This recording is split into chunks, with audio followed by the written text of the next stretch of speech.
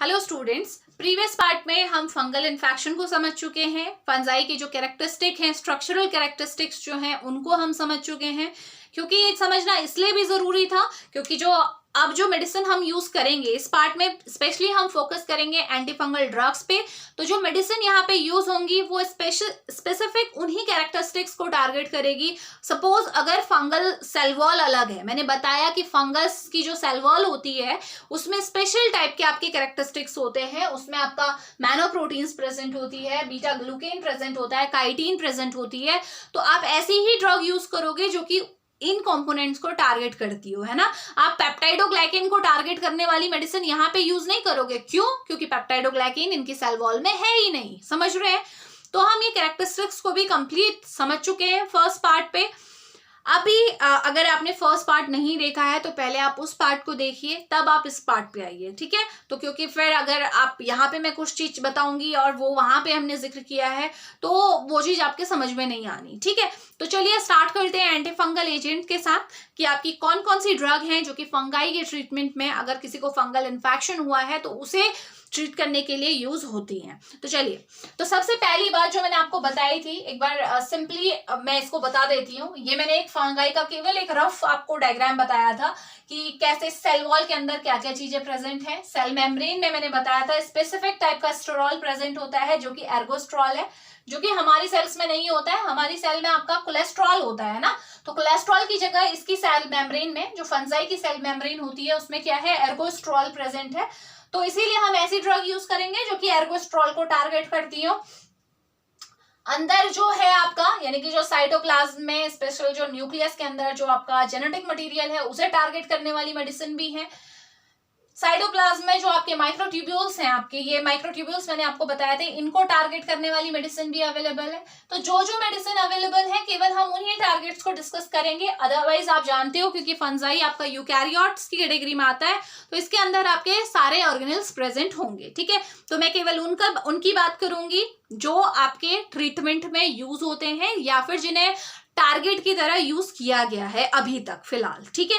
तो स्पेसिफिकली अगर मैं बात करूं तो टोटल 5 आपके टारगेट्स अवेलेबल हैं। आप 5 लेवल पे काम कर सकते हो एंटी फंगल एजेंट्स जो करती हैं स्पेशली। फर्स्ट टारगेट रहेगा आपका सेल वॉल, ठीक है। आप सेल वॉल को वीक बना सकते हो, सेल वॉल को डिस्टर्ब कर सकते हो, तोड़ सकते हो मेडिसिन के थ्रू, तो वो हम देखेंगे। सेकेंड जो टारगेट आपका रहेगा सेल मेम्ब्रेन। आप सेल मेम्ब्रेन को टारगेट कर सकते हो, उसकी फ्लूइडिटी को बढ़ा सकते हो, सेल मेम्ब्रेन को रैप्चर कर सकते हो। तो वो भी ड्रग्स आपकी अवेलेबल हैं जो ये काम करती हैं, देखेंगे वो कौन सी है। थर्ड जो आपका टारगेट है वो ये माइक्रोट्यूब्यूल्स हैं जो रेड कलर से मैंने शो किए हुए हैं। माइक्रोट्यूब्यूल्स आप जानते हो ये सेल डिवीजन के टाइम पे काम आते हैं, ठीक है।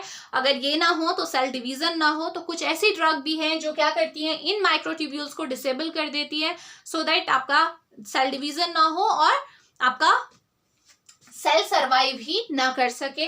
थर्ड आपका टारगेट जो रहे, फोर्थ जो आपका टारगेट है वो क्या है, ये डीएनए, ठीक है। आप डीएनए लेवल पे काम कर सकते हो, ठीक। तो अभी हम देखेंगे किस किस तरीके से वर्क होता है। अभी डीएनए लेवल पे भी देखो आपके 2 तरीके से काम हो सकते हैं। एक तो आपका आप डीएनए जो है, ठीक है, आप डीएनए को नॉन फंक्शनल बना दो, पहला काम। और आप जानते हो कि इसी डीएनए से क्या बनेगा, आपका क्या बनता है बताइए। डीएनए से क्या बनता है आपका, एमआरएनए बनता है, मैसेंजर आरएनए, जिससे क्या होती है, प्रोटीन सिंथेसाइज होती है, ठीक है। तो आप एक तो काम ये कर सकते हो कि आप डीएनए को ना बनने दो, फोर्थ टारगेट यही है, ठीक है, डीएनए को बनने ही ना दो, ठीक। और दूसरा टारगेट क्या है आपका, आप ऐसा कर सकते हो कि आप जो ये आरएनए है ना, आरएनए को आप टारगेट कर दो, ठीक है। डीएनए को कुछ नहीं किया, चलो ठीक है, लेकिन जो आरएनए बन रहा है ना, आरएनए को नॉन फंक्शनल बना दो। तो इसके लिए भी आपका क्या है, मेडिसिन अवेलेबल है। तो नंबर 1 से स्टार्ट करते हैं, धीरे धीरे कवर होते रहेगा, ठीक है। जो आएगा वो हम कवर करेंगे। तो सबसे पहले बात करते हैं, चलिए सबसे पहले बात करते हैं सेल वॉल पे काम करने वाली मेडिसिन की, ठीक है। तो सेल वॉल पे काम करने वाली, मैंने पहले भी बताया था कि सेल वॉल में हमारे मेन 3 कंपोनेंट प्रेजेंट है, मैनोप्रोटीन, बीटा ग्लूकेन, काइटिन। ये दोनों ही जो लास्ट के हैं, ये दोनों ही क्या है, पॉलीसेकेराइड है। तो इसमें से जो टारगेट हुआ है, जो ड्रग यूज की जाती है वो कौन से पे काम करती है, देखो वो इस बीटा ग्लूकेन पे काम करती है, ठीक है, बीटा ग्लूकेन पे क्या करना है, हमें पता है कि ये क्या है, पॉलीसेकेराइड है, तो इसको अगर किसी भी तरीके से ना बनने दिया जाए, क्योंकि ये भी आपका क्या होता है, फंजाई के अंदर ही फॉर्म होता है, हमारी नॉर्मल सेल्स में ये प्रेजेंट नहीं होता है, ना ही हमारी बॉडी में ये सिंथेसाइज होता है, तो ये फंजाई के अंदर ही बनता है, ध्यान में रखिएगा। जो ये फंगस आपको दिखाई दे रहा है ना, ये फंजाई, इसकी सेल मेम्ब्रेन में, इसकी जो सेल मेम्ब्रेन है, इसमें आपके क्या होते हैं, स्पेशल टाइप के एंजाइम्स प्रेजेंट होते हैं, इनको बोलते हैं हमारा बीटा ग्लूकेन सिंथेटेज, ये एंजाइम है, ठीक है। ये एंजाइम क्या करता है, इस बीटा ग्लूकेन को बनाता है। तो अगर आप किसी भी तरीके से इस एंजाइम को ब्लॉक कर दें, इस एंजाइम को रोक दें, तो क्या ये बीटा ग्लूकेन बनेगा, नहीं बनेगा। और बीटा ग्लूकेन नहीं बनेगा तो जो ये सेल वॉल है, सेल वॉल की इंटीग्रिटी ऐसी रहेगी, नहीं रहेगी। सेल वॉल क्या हो जाएगी, बहुत फ्रेजाइल हो जाएगी, क्योंकि ये बीटा ग्लूकेन ही है जो सेल वॉल में क्रॉस लिंकिंग कराता है। ये कंपोनेंट्स के बीच में जो क्रॉस लिंकिंग हो रही है वो बीटा ग्लूकेन की वजह से हो रही है। तो अगर बीटा ग्लूकेन नहीं होगा तो क्या होगा, कोई क्रॉस लिंकिंग नहीं होगी, आसानी से सेल वॉल टूट जाएगी, और सेल वॉल रप्चर होगी तो फंजाई की डेथ हो जाएगी। समझ में आ रहा है। तो ये आपका फर्स्ट टारगेट रहेगा, जो कि टारगेट सेल वॉल कंपोनेंट है, ठीक है, सेल वॉल में प्रेजेंट कंपोनेंट ही टारगेट है, लेकिन काम अभी भी सेल मेम्ब्रेन पे हो रहा है, क्योंकि ये जो आपका एंजाइम है ये सेल मेम्ब्रेन में प्रेजेंट है। तो यहाँ पे आपकी फर्स्ट कैटेगरी ऑफ ड्रग आती है जिसका नाम है, चलिए इसे यहां से हटा देते हैं। फर्स्ट कैटेगरी ड्रग कौन सी है आपकी, बीटा ग्लूकेन सिंथेटेज इनहिबिटर, ठीक है। ये वो ड्रग है जो कि बीटा ग्लूकेन सिंथेटेज जो एंजाइम है उसको क्या करेंगी, इनहिबिट करेंगी। तो इसमें आती हैं आपकी एकाइनोकैंडीन्स, ठीक है। एकाइनोकैंडीन्स आपकी कैटेगरी ऑफ ड्रग है जो बीटा ग्लूकेन सिंथेटेज एंजाइम को इनहिबिट करती हैं। और इसके अंदर जो ड्रग आती है, एकाइनोकैंडीन कैटेगरी का नाम है, और इसके अंदर जो ड्रग आती है वो कौन सी है आपकी, कैस्पोफंजीन। इन सारी ड्रग्स के पीछे फंजीन होगा, ठीक है, आप उससे पता लगा सकते हो, मेकाफंजीन। तो इस तरह से ड्रग है, ये दो मैंने ड्रग मेंशन कर दिए। फंजीन आपका इसमें क्या आएगा, सफिक्स आएगा, ध्यान रखिएगा। तो ये आपकी ड्रग है। तो फर्स्ट कैटेगरी समझ में आई, कहाँ पे काम करेगी, बीटा ग्लूकेन सिंथेटेज एंजाइम को इनहिबिट करेगी। इसमें आती है आपकी फंजीन्स कैटेगरी की ड्रग, जिनका मेन कैटेगरी का नाम क्या है, इकाइनोकैंडीन्स। और ध्यान में रखिएगा कि इकाइनोकैंडीन्स बहुत ही ज्यादा इफेक्टिव मेडिकेशन है, ठीक है। जनरली ये क्या करते हैं, जब सिस्टमिक इन्फेक्शन होता है, मैंने बताया था स्टार्टिंग में फर्स्ट लेक्चर में, दो टाइप के होते हैं, सुपरफिशियल और सिस्टमिक फंगल इन्फेक्शन। अगर सिस्टमिक इन्फेक्शन है, ठीक है, सिस्टमिक इन्फेक्शन है, तो आप इकाइनोकैंडीन्स को फर्स्ट लाइन ड्रग की तरह यूज कर सकते हैं, ठीक है। और बहुत सी कैंडिडियासिस ऐसी होती हैं जहां पे जो आपकी अभी मैं आगे आने वाली ड्रग एजोल्स एक कैटेगरी है ड्रग का नाम, ठीक है। अगर वो ड्रग आपकी इफेक्टिव नहीं है तो उसके आप उसको छोड़ के आप इकाइनोकैंडीन्स को यूज कर सकते हो। तो बहुत आपकी क्या है, इंपॉर्टेंट क्लास ऑफ ड्रग है, ठीक हो गया। चलिए, तो ये फर्स्ट कैटेगरी हमारी कंप्लीट हुई, जो कि सेल वॉल पे मेनली टारगेट करती है, सेल वॉल कंपोनेंट को टारगेट करती है, जो कि क्या था, बीटा ग्लूकेन। नेक्स्ट बात करते हैं, चलिए इसे यहां से मैं हटा रही हूँ, फर्स्ट कैटेगरी हो चुकी है आपकी, सेकंड पे आ जाते हैं, ठीक। तो सेल वॉल तो हो ही गया, सेल वॉल को हटाते हैं अब सेल मेम्ब्रेन पे आते हैं, क्योंकि सेल वॉल पे टारगेट करने वाली केवल एक ही मेडिसिन थी, इकाइनोकैंडीन, जो मैं आपको बता चुकी हूँ। अब आते हैं सेल मेम्ब्रेन को टारगेट करने वाली। तो ये रही हमारी सेल मेम्ब्रेन। हमें पता है कि हमारी सेल मेम्ब्रेन में एक स्पेशल टाइप का स्टेरॉल है जिसका नाम क्या है आपका, एर्गोस्ट्रॉल, है ना। जैसे नॉर्मली हमारा क्या होता है, हमारी सेल मेम्ब्रेन में क्या होता है, कोलेस्ट्रॉल, फंजाई की सेल मेम्ब्रेन में क्या है, एर्गोस्ट्रॉल है, ठीक है। तो अब इस पे काम करने वाली, एर्गोस्ट्रॉल पे काम करने वाली, यानी कि सेल मेम्ब्रेन पे काम करने वाली दो टाइप की मेडिसिन हो सकती है।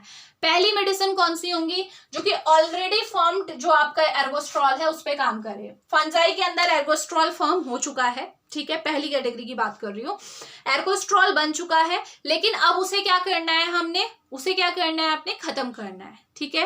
पहला समझ में आता है। दूसरा केस क्या है कि अभी बना नहीं है, उसे बनने ही मत दो, ठीक है। एक तो बने हुए को खत्म करना है, और दूसरा केस क्या है, जो आपका बना नहीं है उसे बनने मत दो। ठीक है, तो पहली कैटेगरी को डिस्कस करते हैं। तो चलिए, सबसे पहली कैटेगरी जो आपकी इस कैटेगरी में आएगी, जो कि सेल मेम्ब्रेन को आपका टारगेट करती है, वो हम देख लेते हैं। तो ये कौन सी ड्रग्स हैं आपकी? पॉलीन्स। ठीक है, पॉलीन्स आपकी वो ड्रग होंगी जो कि क्या करती हैं आपकी, जो ऑलरेडी फॉर्म्ड आपका एल्गोस्ट्रॉल है उसको टारगेट करती है। और पॉलीन्स की कैटेगरी में आपकी जो ड्रग आती है उनके नाम पहले देख लेते हैं। एम्फोटेरिसिन बी और दूसरी है निस्टाटिन। ये दो ड्रग है जो आपकी किस कैटेगरी में आती है? पॉलीन्स की कैटेगरी में आती हैं। और इनका काम क्या होता है इसको समझ लेते हैं। ये मैंने बता दिया कि ये जो ऑलरेडी फॉर्म्ड, जो बन चुका है एर्गोस्ट्रॉल, उसे टारगेट करेंगी। और कैसे टारगेट करेंगी? तो ये देखो, जो ये पॉलीन्स होता है ना, सपोज ये है पॉलीन, ठीक है, ये पॉलीन जाएगा, यानी कि एम्फोटेरिसिन बी या निस्टाटिन कुछ भी हो सकता है, ये जाएगा इस तरीके से एर्गोस्ट्रॉल से बाइंड हो जाएगा। ठीक है, जैसे ही ये एर्गोस्ट्रॉल से बाइंड होगा, वो क्या करता है, ये बाइंडिंग के बाद इस तरीके से ये मेम्ब्रेन में क्या करता है, इस तरीके से देखो पोर क्रिएट कर देता है। अभी मेम्ब्रेन में पोर नहीं था, इसने क्या किया, इस तरीके से पोर क्रिएट कर दिया। अब क्या होगा, देखो इस बाइंडिंग से क्या हुआ, मेम्ब्रेन में एक पोर बन गया। अब पोर से क्या होगा, आसानी से इस सेल के अंदर जो भी कंटेंट था वो आसानी से कहाँ चला जाएगा, सेल के इस तरीके से स्पोर से होता हुआ बाहर चला जाएगा।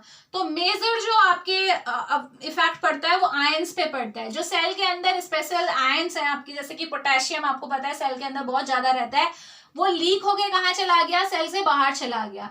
जो सेल के अंदर के और कंपोनेंट्स हैं वो भी इस तरीके से क्या हो गए, बाहर चले गए, जो आयंस हैं स्पेसिफिकली।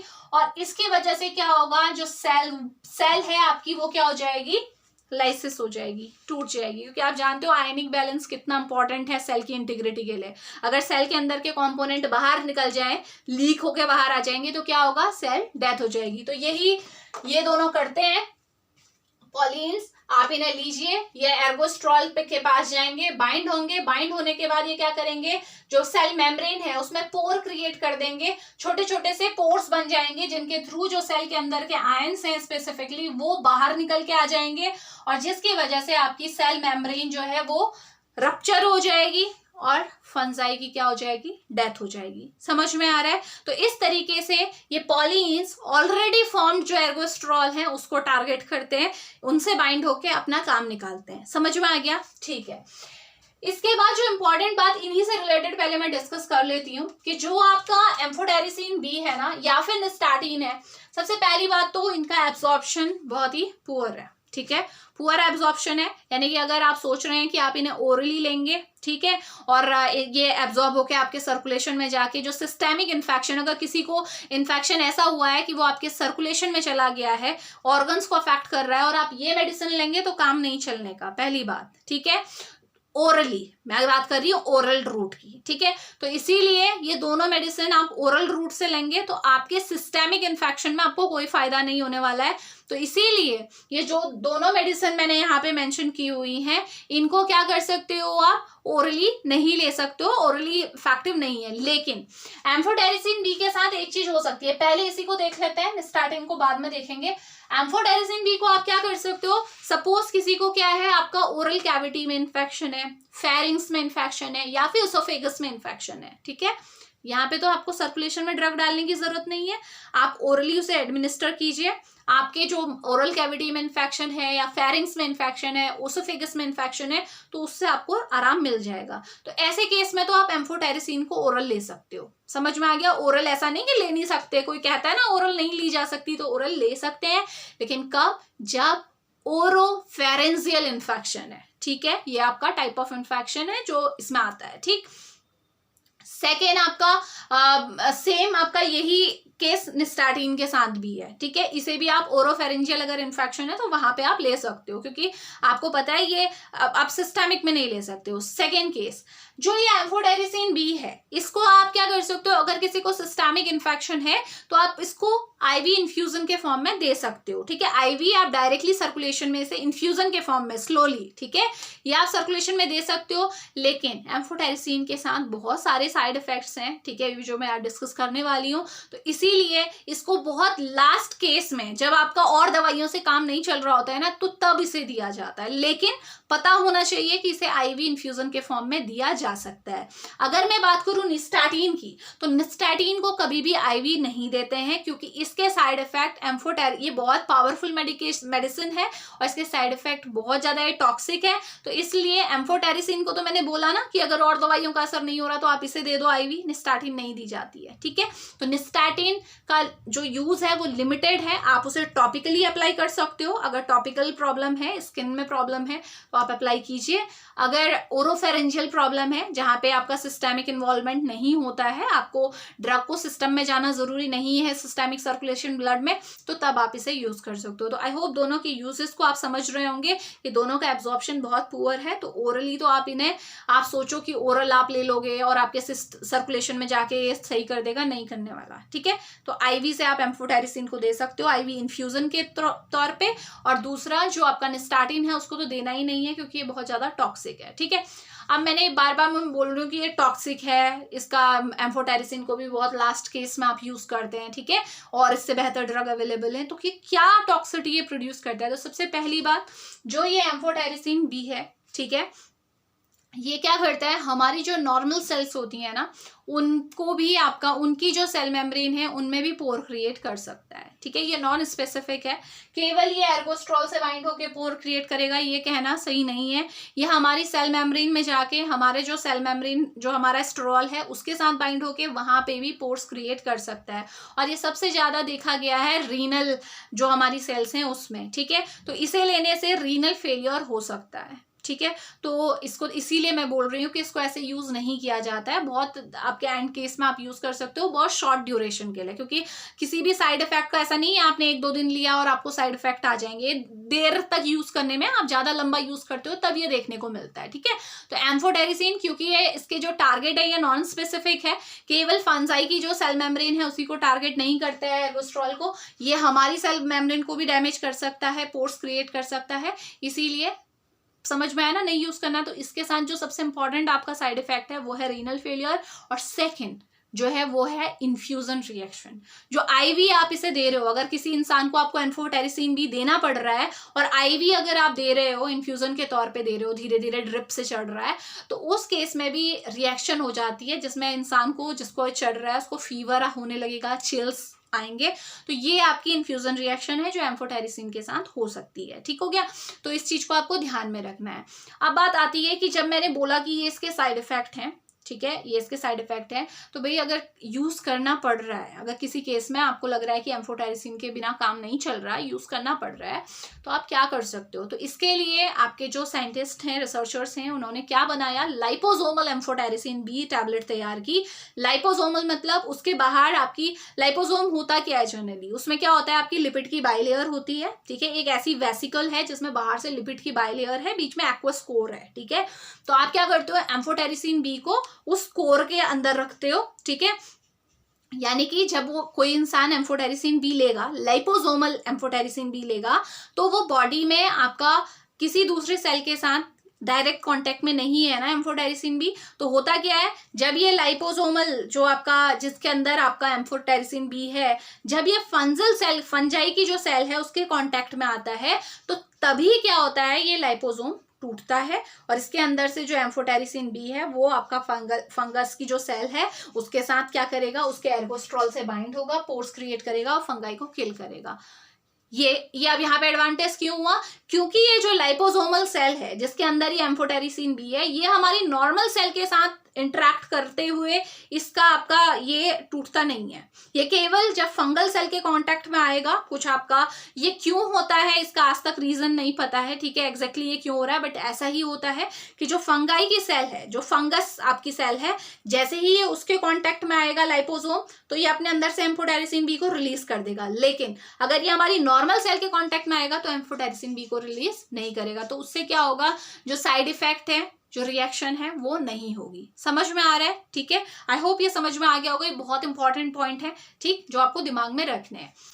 नेक्स्ट जो इससे रिलेटेड एक और इंपॉर्टेंट क्वेश्चन बनता है एम्फोटेरिसिन बी से रिलेटेड, वो ये है कि जो एम्फोटेरिसिन बी है ना, यूज होता है, मैंने आपको बताया, और स्पेशली जो क्रिप्टोकोकल मेनिंजाइटिस है, जो कि मैंने फर्स्ट पार्ट में जिक्र किया था कि अगर जो इन्फेक्शन है, फंगल इन्फेक्शन सपोज आपके ब्रेन या स्पाइनल कॉर्ड में हो जाता है, आपके मेनिंजेस में इन्फेक्शन पहुंच चुका है, तो उसको बोलते हैं क्रिप्टोकोकल मेनिंजाइटिस, ठीक है, जो ये फंगल इन्फेक्शन है। तो अगर किसी को क्रिप्टोकोकल मेनिंजाइटिस है तो उसके ट्रीटमेंट में एम्फोटेरिसिन बी को यूज किया जाता है, और उसके साथ कॉम्बिनेशन में आपकी दूसरी ड्रग दी जाती है, जो कि मैं आगे चल के डिस्कस करूंगी, फ्लूसाइटोसिन, ठीक है, ध्यान रखेंगे। वहां पे इसका मैं रीजन बताऊंगी कि क्यों ये कॉम्बिनेशन में दी जा रही है, ठीक है, तो ये वहां पे करेंगे, क्योंकि अभी बता के आपको समझ में नहीं आएगा, क्योंकि उसका मैकेनिज्म अभी हमने डिस्कस नहीं किया है। तो ये था ऑल अबाउट एम्फोटेरिसिन बी, जो कि एक बहुत इंपॉर्टेंट ड्रग है एंटीफंगल कैटेगरी की, और इससे रिलेटेड क्वेश्चंस बहुत ज्यादा पूछे जाते हैं कॉम्पिटिटिव एग्जाम से। आई थिंक आपको कॉन्सेप्ट क्लियर हो गया होगा, ठीक है। निस्टैटिन मैं बता चुकी हूँ कि निस्टैटिन बहुत ज्यादा टॉक्सिक है, बहुत पावरफुल ड्रग है, तो इसको हम सिस्टमिक के केस में तो देते नहीं है, क्योंकि एब्जॉर्प्शन तो मैं बता चुकी हूँ, ओरल रूट से आप नहीं दोगे, आईवी आपने देनी नहीं है, क्योंकि बहुत ज्यादा टॉक्सिसिटी इसकी बहुत ज्यादा है, तो इसका एक ही यूज है टॉपिकल। अगर टॉपिकल आपको, अगर सुपरफिशियल आपको फंगल इन्फेक्शन है तो आप निस्टैटिन को यूज कीजिए, ठीक है। या फिर मैंने बताया था ओरोफेरेंजियल, अगर ओरल आप यूज कर रहे हो तो केवल कौन से लेग के लिए यूज कर रहे हो, अगर ओरल कैविटी में इन्फेक्शन है, आपके फेरिंग्स में इन्फेक्शन है, आपके इसोफेगस में इन्फेक्शन है, तब आप इसे यूज कर सकते हो, ठीक है, क्योंकि गट में जाके ये खत्म हो जाएगी, वहां से इसका एब्जॉर्प्शन नहीं होना है, ठीक है। तो चलिए, तो ये फर्स्ट कैटेगरी ऑफ ड्रग थी, जो कि पॉलीन्स है, जो कि सेल मेम्ब्रेन को टारगेट करती है, एर्गोस्ट्रॉल को टारगेट करती है, और कौन से एर्गोस्ट्रॉल को, ऑलरेडी फॉर्म्ड एर्गोस्ट्रॉल को, ठीक है। अब हम दूसरी कैटेगरी डिस्कस करने जा रहे हैं, जो एर्गोस्ट्रॉल को बनने ही नहीं देगी। अब देखो, जो ये सेल मेम्ब्रेन में है, जो ये एर्गोस्ट्रॉल है, मैं इसे हटा देती हूँ, है ना, क्योंकि हम ऑलरेडी डिस्कस कर चुके हैं, तो इसे यहां से खत्म करते हैं। चलिए, ये कैटेगरी हो गई हमारी, सेकेंड कैटेगरी हमने पढ़ ली है, थर्ड कैटेगरी में आ जाते हैं, ठीक। अब बात आ रही है कि आपका जो ये एर्गोस्ट्रॉल है, ठीक हो गया, एर्गोस्ट्रॉल बनता कैसे है, पहले इसे देख लें, ठीक। तो एर्गोस्ट्रॉल कैसे बनता है, हमारी जो फंगस है, फंगस की सेल के अंदर साइटोप्लाज्म में आपका प्रेजेंट है स्क्वेलिन, ठीक है, स्क्वेलिन। जो स्क्वेलिन है, वो स्क्वेलिन किस में कन्वर्ट होता है, लेनोस्टेरॉल में कन्वर्ट होता है सबसे पहले, और लेनोस्ट्रॉल से क्या बनता है, एर्गोस्ट्रॉल बनता है। सेम आपने ये दोनों कंपोनेंट कोलेस्ट्रॉल की बायोसिंथेसिस में भी देखा होगा कि हमारी सेल्स के अंदर कोलेस्ट्रॉल कैसे बनता है, इन्हीं कंपोनेंट्स के थ्रू तो बनता है। तो सेम हो रहा है ना, यही कंपोनेंट है जो एर्गोस्ट्रॉल बना रहे हैं फंगस के अंदर, और यही कंपोनेंट है जो हमारी सेल के अंदर भी क्या बनाते हैं, कोलेस्ट्रॉल बनाते हैं। तो देखिए, इसीलिए ये जो ड्रग्स होने वाली है ना, इनसे साइड इफेक्ट बहुत आने वाले हैं, क्योंकि ये हमारी सेल के अंदर भी कुछ ना कुछ गड़बड़ करेंगे। देखते हैं, चलिए। जो ये स्क्वेलिन है, ठीक है, स्क्वेलिन क्या करता है आपका, स्क्वेलिन इपॉक्सिडेज, ये आपका एंजाइम है, जिसकी प्रेजेंस में क्या बन रहा है, आपका लेनोस्ट्रॉल बन रहा है, और लेनोस्ट्रॉल से एर्गोस्ट्रॉल किसकी प्रेजेंस में बनता है, आपका 14 अल्फा डीमिथिलेज, ये हमारा एंजाइम है। ये ध्यान रखिएगा, ये जो एंजाइम है, ये क्या है, CYP 450 फैमिली का एंजाइम है, पढ़िए ना, साइटोक्रोम P450 फैमिली, ठीक है। ये जो फैमिली में जो एंजाइम्स होते हैं स्पेसिफिकली, ये बहुत सारी मेटाबॉलिक प्रोसेस को हमारा रेगुलेट करते हैं, और इन एंजाइम से अगर कोई मेडिसिन छेड़छाड़ कर रही है तो आपकी बॉडी की बहुत सारी प्रोसेस भी अफेक्ट होंगी, ठीक हो गया। चलिए, तो ये तो आपको समझ में आया कि भाई एर्गोस्ट्रॉल बनता कैसे है, और स्पेशली मैंने वही स्टेप मेंशन किए हुए हैं जो आपके मेडिसिन के टारगेट है, क्योंकि पूरी रिएक्शन बताने का कोई यहाँ पे फायदा नहीं है, ठीक है। तो चलिए, तो सबसे पहली जो आपकी हम थर्ड कैटेगरी डिस्कस करने जा रहे हैं, ठीक है, थर्ड में जो सबसे पहला आपका टारगेट है वो क्या है, स्क्वेलिन एपॉक्सिडेज, ठीक है। ये वो ड्रग है थर्ड में जो आपकी किस में, इसको बोलते हैं हम, थर्ड कैटेगरी है आपकी एलाइलामीन्स। एलाइलामीन्स जो है आपकी, ये जो कैटेगरी है, ये किसको क्या करती है, इस एंजाइम को इनहिबिट करती है, स्क्वेलिन एपॉक्सिडेज को। तो होगा क्या, स्क्वेलिन से लेनोस्ट्रॉल नहीं बनेगा, और जब लेनोस्ट्रॉल ही नहीं बना तो एर्गोस्ट्रॉल कैसे बनेगा, समझ में आ रहा है, ठीक है। तो देखें, एलाइलामीन्स के अंदर कौन सी ड्रग आती है आपकी, बेसिकली इसमें आती है आपकी जो सबसे इंपॉर्टेंट ड्रग है, वही मैं मेंशन कर रही हूँ, टर्बिनाफीन। टर्बिनामीन आपने ड्रग का नाम सुना भी होगा, टर्बिनाफीन का, ठीक है। तो ये आपकी ड्रग है। एक और ड्रग इसमें मैं मेंशन कर देती हूँ, नेफ्टेफीन, ये भी आपकी इसी कैटेगरी में आती है। तो ये वो ड्रग है जो कि क्या करेंगी, स्क्वालिन एपॉक्सिडेज एंजाइम को इनहिबिट करेंगी, एर्गोस्ट्रॉल नहीं बनने देंगी। क्लियर है, ठीक। नेक्स्ट आ जाइए, फोर्थ जो टारगेट है, क्योंकि वो इसी लाइन में है तो मैं यहीं पे मेंशन कर देती हूँ। चलिए इस साइड देखते हैं उसे, ठीक है। जो फोर्थ आपका टारगेट रहेगा वो क्या है आपका, ये वाला एंजाइम, ठीक है। तो ये कौन सी ड्रग्स हैं, एजोल्स।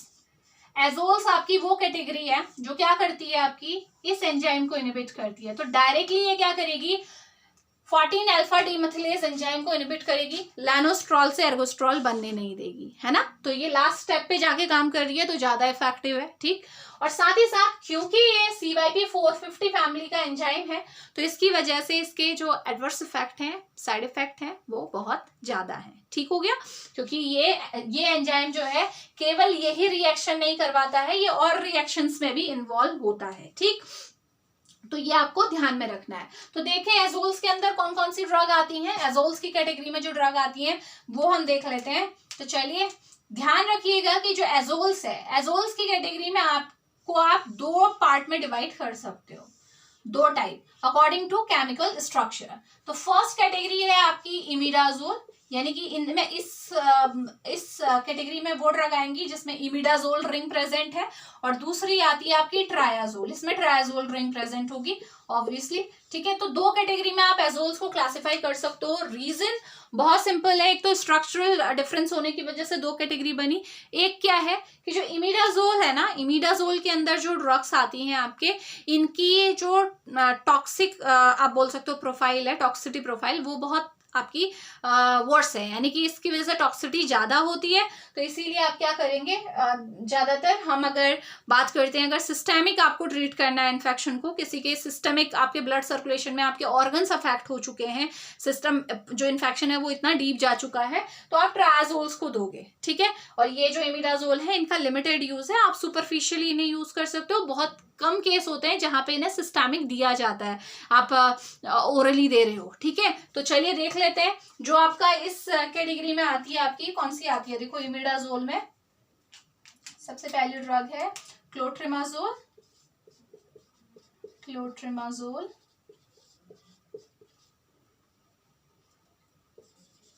मिकोनाजोल, कीटोकोनाजोल, ठीक है। ये ड्रग आती है इमिडाजोल की कैटेगरी में। और जो ट्रायाजोल के अंदर आती हैं, ये बहुत इंपॉर्टेंट ड्रग है अगेन, फ्लूकोनाजोल, इट्राकोनाजोल, वॉरिकोनाजोल, इसके अलावा और भी बहुत सारी हैं, ठीक है, नाम चलते रहेंगे तो इनको इतना ज्यादा वो लेते नहीं है, तो आप पढ़ भी सकते हैं खुद से। वॉरिकोनाजोल है, आइसोवॉरिकोनाजोल है, इस तरीके से बहुत सारी ड्रग हैं जो इस कैटेगरी में आती हैं। तो एजोल्स में ध्यान रखिएगा कि जो एजोल्स के अंदर जो ड्रग आती है, यानी कि ऐसी ड्रग जो कि 14 अल्फा डीमेथिलेज एंजाइम को इनहिबिट कर रही है, उन्हें आप दो क्लास में डिवाइड कर सकते हो, ठीक है। अब इसके बाद जो इम्पोर्टेंट बात है वो यही है, ठीक। इसके साथ हाँ मैं बात कर रही थी ना कि इमिडाजोल के साथ आपकी जो टॉक्सिसिटी है वो ज्यादा है, तो इसकी वजह से आपका रीनल इफेक्ट, अगेन जैसे एम्फोटेरिसिन के साथ होता था, इसकी वजह से आपका क्या होता है, सबसे ज्यादा आपका रीनल सिस्टम, जो आपका किडनी है वो अफेक्ट होती है, तो इसके साथ रीनल फेलियर के चांसेस ज्यादा होते हैं। तो इमिडाजोल के साथ ये प्रॉब्लम ज्यादा है, तो इसीलिए इनको आप देखोगे ज्यादातर केसेस में हम टॉपिकल एप्लीकेशन में यूज करते हैं, बहुत कम होगा जहां पे हम सिस्टेमिक इन्फेक्शन में नहीं यूज कर रहे हैं। मोस्टली सिस्टेमिक अगर इन्फेक्शन हो रहा है तो इस कैटेगरी में, जो ट्रायाजोल की कैटेगरी में जो ड्रग है उनको हम यूज करेंगे, ठीक हो गया। तो ये बात आप ध्यान में रखिएगा। तो इनका टारगेट क्या है ये मैं आपको बता चुकी हूँ, ठीक है। ये कैसे 14 अल्फा डीमेथिलेज एंजाइम को इनहिबिट करती है, क्योंकि ये इस एंजाइम को इनहिबिट करती हैं तो ये आपका क्या होगा, बहुत सारी ड्रग्स के साथ इनका इंटरेक्शन हो सकता है। आप अगर इन्हें किसी दूसरे ड्रग के साथ देख रहे हो, सपोज एक इंसान इनमें से कोई भी मेडिसिन ले रहा है, तो आपको ये ध्यान रखना होगा कि वो कोई दूसरी ऐसी मेडिसिन ना ले रहा हो जो इसके साथ इंटरफेयर करे, ठीक है, टॉक्सिसिटी हो सकती है, ठीक। तो क्योंकि ये ड्रग आपका दूसरे ड्रग्स के मेटाबॉलिज्म में भी ये एंजाइम यूज हो सकता है या इन्वॉल्व हो सकता है।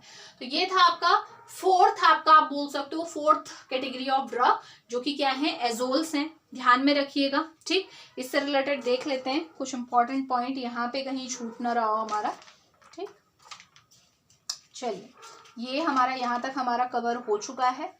ठीक, अब आपको ध्यान में रखना है, हाँ जो मैं बात स्टार्टिंग में आपसे बोल भी रही थी जब यही बात थी कि ये जो ड्रग्स हैं, ठीक है, जो एजोल्स कैटेगरी या फिर एलाइलामीन के अंदर जो ड्रग है, टर्बिनाफिन वगैरह, टर्बिनाफिन भी आप देखिएगा ज्यादातर इसका टॉपिकल एप्लीकेशन ही होता है। ठीक है, टॉपिकल आप अगर इन्फेक्शन है तो वहां पे टर्बिनाफिन को यूज कर सकते हैं। आप टॉपिकल क्रीम्स में ज्यादातर देखोगे, जो क्रीम आती है अगर फंगल किसी को इन्फेक्शन है तो उसमें टर्बिनाफिन आपको कंपोनेंट के तौर पे दिखेगा।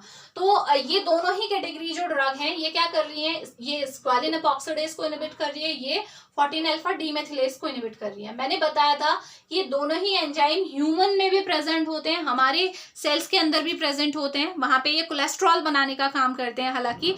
तो अगर आप ये ड्रग दे रहे हो तो ये क्या करेंगी, हमारी सेल्स के अंदर जो ये एंजाइम है उनको भी क्या करेंगी, इम्पैक्ट करेंगी, है ना, अफेक्ट करेंगी। तो इससे क्या होगा, हमारी सेल्स में भी टॉक्सिसिटी हो सकती है। तो बहुत ध्यान से ये मेडिसिन हमें देनी चाहिए। इसीलिए बोलते हैं जब किसी को कोई इन्फेक्शन हो रहा है तो फर्स्ट ये बहुत इंपॉर्टेंट है कल्चर के थ्रू पता लगाया जाए कि इंसान को ये इन्फेक्शन बैक्टीरियल है या फंगल है। आप ऐसे ही कोई मेडिसिन दे दोगे फिर क्या होगा, वो साइड इफेक्ट आपको देखने को मिलेंगे। तो स्पेशली इसके केस में जो साइड इफेक्ट रिपोर्टेड है सबसे ज्यादा वो है renal side effect, renal failure आपको देखने को मिल सकता है। तो चलिए ये फोर्थ कैटेगरी हमारी कंप्लीट हुई जो कि क्या है, एजोल्स। अब बात करते हैं, चलिए सेल मेम्ब्रेन लेवल पे भी हमने देख लिया कि सेल मेम्ब्रेन पे कौन सी ड्रग काम कर रही है आपकी। एक ड्रग, क्लास ऑफ ड्रग ऐसी थी जो कि क्या कर रही थी, सेल मेम्ब्रेन में जो एर्गोस्ट्रॉल है, बना हुआ एर्गोस्ट्रॉल है पहले से, उसे आपका क्या कर रही थी, उसे टारगेट कर रही थी, उससे बाइंड होके पोर फॉर्मेशन कर दे रही थी, है ना। और एक क्या देखी हमने, एक कैटेगरी ऑफ ड्रग, दो देखी, एलाइलामीन एंड एजोल्स। इन्होंने क्या किया, एर्गोस्ट्रॉल को बनने ही नहीं दिया, है ना। तरीका अलग अलग था बट इफेक्ट सेम आया, एर्गोस्ट्रॉल फॉर्म ही नहीं हुआ। नेक्स्ट टारगेट कौन सा है, ये माइक्रोट्यूब्यूल्स। ठीक है, अब मैंने आपको बताया था ये जो आपके रेड कलर से यहाँ पे साइटोप्लाज्म में है, ये क्या है आपके माइक्रोट्यूब्यूल्स। अब ये माइक्रोट्यूब्यूल्स क्या करते हैं, सबसे इंपॉर्टेंट बात तो यही है। जो माइक्रोट्यूब्यूल है पहले भी मैं आपको बता चुकी हूँ कि ये सेल डिवीजन में बहुत इंपॉर्टेंट रोल है इनका, है ना। जो दो क्रोमेटिड्स होते हैं, सिस्टर क्रोमेटिड्स, उन दोनों को सेपरेट करने के लिए जो वो स्पिंडल्स बनते हैं और जो सेपरेशन होता है उसके लिए ये ट्यूब्यूल्स बहुत जरूरी है। यानी कि अगर सिंपल वे में बोलूँ, अगर डिटेल में आपको जाना है तो आप सेल साइकिल पढ़ सकते हो, आपको चैनल में लेक्चर मिल जाएगा। बट अगर आप एक शॉर्ट में मैं बताना चाहूँ तो वो यही है कि माइक्रोट्यूब्यूल्स क्या करते हैं, सेल डिवीजन में हेल्प करते हैं। एक सेल से जो दो सेल बन रही है, जो डीएनए डुप्लीकेट होने के बाद सेपरेट होके दोनों सेल्स में आ रहा है, उसके लिए ये माइक्रोट्यूब्यूल्स बहुत ज्यादा जरूरी हैं। तो स्पेशली होता क्या है, ये जो ड्रग है, अब जो ये ड्रग जो इस माइक्रोट्यूब्यूल को टारगेट करने जा रही है, ये क्या करती है, माइक्रोट्यूब्यूल के अंदर एक स्पेशल प्रोटीन होती है ट्यूबुलिन। ठीक है, ये क्या करती है, ट्यूबुलिन प्रोटीन से बाइंड होती है और क्या कर देती है, माइक्रोट्यूब्यूल्स को डिसेबल कर देती है। तो यानी कि माइक्रोट्यूब्यूल अब अपना काम नहीं कर पाएंगे, इनसे जो स्पिंडल्स बन रहे हैं वो नहीं बनेंगे, सेल डिवीजन नहीं होगा। सेल डिवीजन नहीं होगा तो क्या हो जाएगा, सेल डेथ हो जाएगी, क्योंकि बिना डिवीजन के कोई सेल सर्वाइव नहीं कर सकती है। तो इसको देखते हैं टारगेट कौन सी करती है। तो इसको माइक्रोट्यूब्यूल्स को टारगेट करने वाली जो मेडिसिन है वो कौन सी है आपकी, ग्रेसियोफुल्विन। ग्रेसियोफुल्विन आपकी वो मेडिसिन है जो कि क्या करेगी, माइक्रोट्यूब्यूल को टारगेट करेगी। जो सेल में जो माइटोसिस हो रही है, सेल डिवीजन हो रहा है, उसको इनहिबिट करेगी। तो क्या हुआ, सेल डेथ हो गई, फंगल डेथ हो गई। तो समझ में आ गया। तो ये भी आपकी एक मेडिसिन है जो यूज होती है आपकी। चलिए ये थर्ड टारगेट आपका कवर हो गया जो कि क्या है आपका, माइक्रोट्यूब्यूल। माइक्रोट्यूब्यूल पे जो काम कर रही है ग्रेसियोफुल्विन, ध्यान रखिएगा। ठीक, अब इसके बाद जो आपका नेक्स्ट टारगेट आता है, फोर्थ टारगेट या फोर्थ फिफ्थ को हम कंबाइंडली ही कवर कर रहे हैं। तो ये टारगेट कौन से हैं आपके, डीएनए और आरएनए, यानी कि हमारा जेनेटिक, हमारा नहीं, फंगस का जेनेटिक मटेरियल। ठीक है, तो देखो जो ये डीएनए है, 1 मिनट, यस, तो जो ये डीएनए है, सबसे पहले इंपॉर्टेंट बात है कि डीएनए किससे मिलके बना हुआ है, बेस पेयर से, purine and pyrimidine base pair. पढ़ा है सबने, ठीक है, जिसमें हमारे क्या आते हैं, एडेनिन ग्वानिन आते हैं, है ना, थायमीन साइटोसिन आते हैं, पढ़े हुए हैं। तो होता क्या है स्पेसिफिकली, जो ड्रग हम पढ़ने जा रहे हैं, ठीक है, जिसका नाम है, एक ही ड्रग है, देखो वो कैसे दोनों को टारगेट करती है ये मैं आपको समझाऊंगी। तो ड्रग का नाम है फ्लूसाइटोसिन, बहुत ही इंपॉर्टेंट ड्रग है। बहुत सीवियर केस में, जो मैंने स्टार्टिंग में बोला था कि अगर किसी को मेनिंजाइटिस हो गया, ब्रेन में इन्फेक्शन हो गया, फंगल इन्फेक्शन, तो एम्फोटेरिसिन के साथ कॉम्बिनेशन में क्या देते हैं बोला था, फ्लूसाइटोसिन। तो वो ड्रग आ चुकी है, तो ये अब हम डिस्कस करेंगे, ठीक है। तो ये जो फ्लूसाइटोसिन होती है, ये ड्रग कैसे काम करती है, ये कैसे हमारे जेनेटिक मटीरियल को या हमारे न्यूक्लियस में आपका कैसे इफेक्ट दिखाती है, तो ये हम देखेंगे। तो फ्लूसाइटोसिन की एक खासियत है, ये क्या करती है, जैसे ही फंगस की सेल के अंदर पहुंचती है, सेल मेम्ब्रेन सेल वॉल को क्रॉस करते ही जैसे ही पहुंचेगी, तो ये किस में कन्वर्ट हो जाती है, 5-फ्लोरोयूरेसिल। तो ये 5-फ्लोरोयूरेसिल में कन्वर्ट हो जाती है। ध्यान में रखिएगा कहाँ हो रहा है ये कन्वर्जन, सेल के अंदर। तो इससे एक चीज तो पता लग गई कि ये और सेल पे इसका कोई इफेक्ट नहीं पड़ेगा, केवल फंगस पे ही इसका फर्क पड़ेगा। क्योंकि जो ये कन्वर्जन हो रहा है, एक्टिव मेटाबोलाइट में जो कन्वर्ट हो रहा है, ये कब हो रहा है, जब ये फ्लूसाइटोसिन कहाँ पहुंच रहा है, आपकी सेल के अंदर पहुंच रहा है। समझ में आ गया। तो एक बार जो 5-फ्लोरोयूरेसिल बन गया, तो अब ये क्या करेगा, देखो सबसे पहला काम जो ये करेगा, ये क्या करने वाला है, जो आपका एक एंजाइम है, अगर आपको पूरा डीएनए सिंथेसिस वगैरह आपने पहले लेक्चर्स में पढ़ा हुआ है तो आप ये समझ सकते हैं, नहीं तो फिर भी समझेंगे, मैं बता रही हूँ आपको। लेकिन यहाँ देखिए, आपका एक एंजाइम होता है थायमिडाइलेज सिंथेटेज। जब आप प्यूरिन और पायरिमिडीन की बायोसिंथेसिस पढ़ते हो कि कैसे ये बेस पेयर फॉर्म होते हैं, तो आपने देखा होगा कि जो थायमीन होता है, ठीक है, थायमीन आपका एक बेस पेयर है, ठीक है, जो कि एडेनिन के साथ क्या करता है, बेस पेयरिंग करता है ना, 80 पढ़ा है। तो ये पायरिमिडीन आपका बेस पेयर है, बेसिकली पायरिमिडीन में आता है आपका।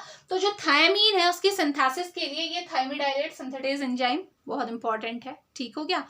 अब देखो क्या हो रहा है, अगर क्या होगा, ये जो 5-फ्लोरोयूरेसिल है, ये इस एंजाइम को क्या कर देता है, इनहिबिट कर देता है। अगर थायमिडाइलेज सिंथेटेज एंजाइम इनहिबिट हो जाएगा, तो आपको क्या लग रहा है, डीएनए बनेगा, जो डीएनए है फंजाई के अंदर का जो डीएनए है, क्या वो फॉर्म हो पाएगा, नहीं ना, क्योंकि यही एंजाइम क्या करता है, डीएनए बनाने में हेल्प करता है, डीएनए के बेस पेयर्स को बनाने में हेल्प करता है। तो हुआ क्या, ये एंजाइम आपका क्या हुआ, इनहिबिट हो गया, तो आपका क्या होगा, there will be no DNA synthesis. तो डीएनए नहीं बनेगा, क्योंकि बेस पेयर्स ही होते हैं जो डीएनए को बनाते हैं। डीएनए की कंपोजिशन पड़ी हुई है ना, base pair, phosphate group, sugar moiety. तो अगर बेस पेयर है ही नहीं, उनको सिंथेसाइज करने वाला एंजाइम ही इनहिबिट हो चुका है, तो डीएनए नहीं बनेगा। तो ये सबसे पहली बात तो ये आपको समझ में आना चाहिए, जो 5-फ्लोरोयूरेसिल कर रहा है। और 5-फ्लोरोयूरेसिल कहाँ से आया है, आपका फ्लूसाइटोसिन से आया। फ्लूसाइटोसिन ही कन्वर्ट होके क्या बना रहा है, 5-फ्लोरोयूरेसिल बना रहा है, ठीक है। डीअमीनेज एंजाइम यहाँ पे इन्वॉल्व होता है, ध्यान में रखिएगा, जिसकी वजह से ये आपका यूरेसिल बन रहा है, 5-फ्लोरोयूरेसिल बन रहा है। तो डीएनए को कैसे अफेक्ट किया है तो समझ में आ गया। अब आरएनए की बात करें, चलिए, ये जो 5-फ्लोरोयूरेसिल आपको दिख रहा है, आपको पता है कि आरएनए में आपका क्या होता है, आपका यूरेसिल प्रेजेंट होता है, ये भी एक बेस पेयर है, ठीक है। जब हम बेस की बात करते हैं तो आपका आरएनए में क्या होता है, आपका थायमीन के बदले कौन होता है, यूरेसिल होता है, पढ़ा है ना आरएनए में। तो क्या होगा, देखो ये जो 5-फ्लोरोयूरेसिल है ना, ये आरएनए में जाएगा, ये जो एमआरएनए बन रहा है ना, एमआरएनए की फॉर्मेशन के टाइम पे यूरेसिल की जगह पे खुद जाके बैठ जाएगा।